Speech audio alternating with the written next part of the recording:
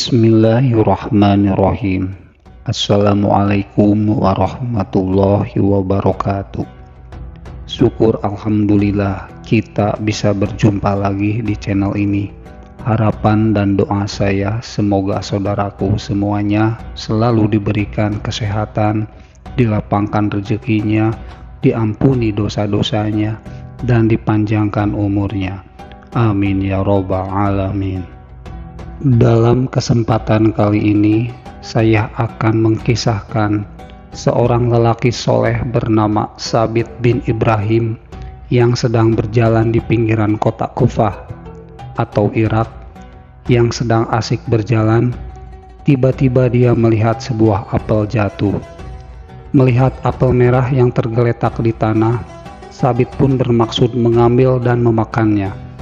Terlebih hari itu adalah hari yang panas dan ia pun tengah kehausan. Tanpa berpikir panjang, diambil dan dimakannya apel tersebut.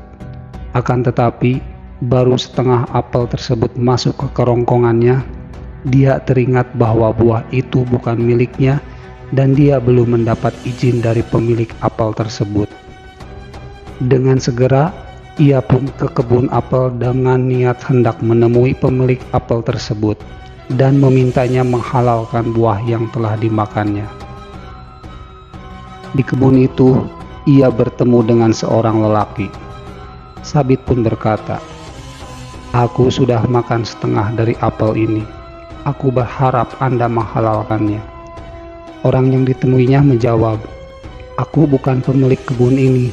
Aku hanyalah penjaga yang ditugaskan merawat dan mengurus kebun milik majikanku." Dengan nada menyesal, Tsabit pun bertanya lagi, "Di manakah rumah majikan Anda? Aku ingin menemuinya dan meminta agar dihalalkan apel yang telah kumakan ini."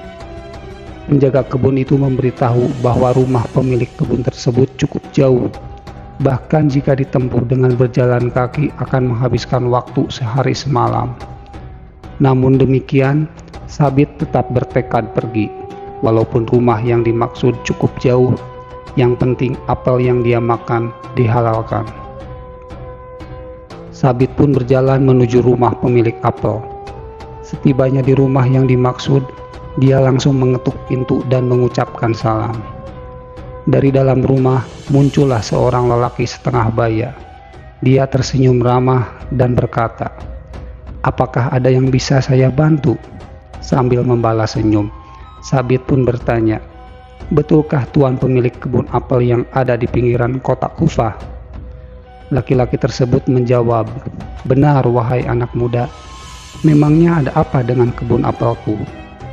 Tsabit pun berkata lagi, "Wahai tuan, tadi saya sudah terlanjur memakan setengah dari buah apel tuan yang jatuh dari pohonnya.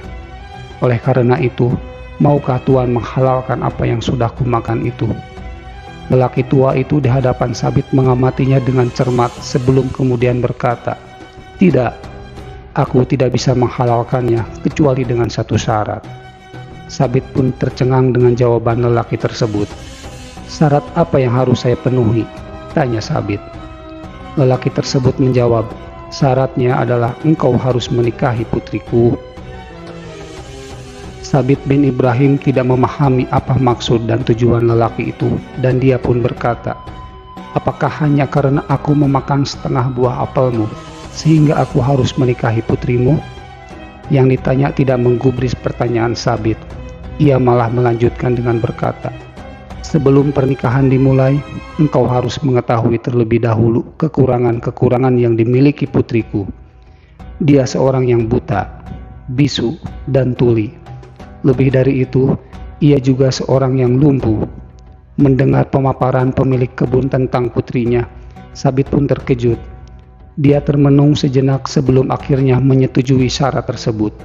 Yang penting setengah buah apel yang dia makan dapat dihalalkan, tekadnya dalam hati. Tanpa menunggu waktu lama, pernikahan pun dilangsungkan. Setelah akad nikah, Tsabit pun dipersilakan masuk menemui istrinya.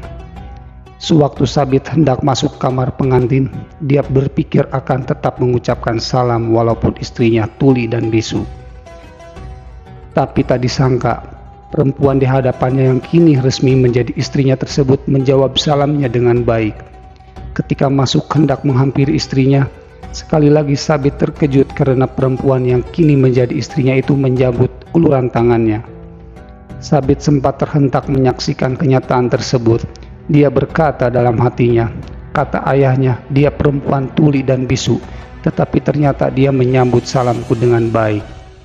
Jika demikian berarti perempuan yang ada di hadapanku ini dapat mendengar dan tidak bisu.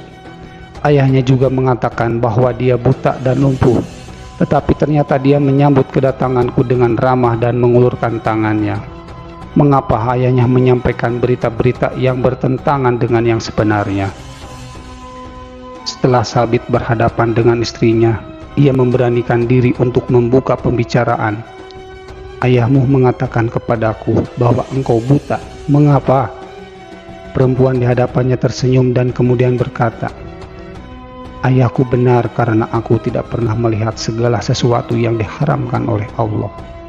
Sabit bertanya lagi, ayahmu juga mengatakan bahwa engkau tuli. Mengapa? Istrinya menjawab, ayahku benar karena aku tidak pernah mau mendengar berita dan cerita orang yang tidak membuat ridho Allah. Ayahku juga mengatakan kepadamu bahwa aku bisu dan lumpuh, bukan? Tanya perempuan itu. Sabit pun menganggukkan kepalanya, tanda mengiyahkan pertanyaan istrinya tersebut.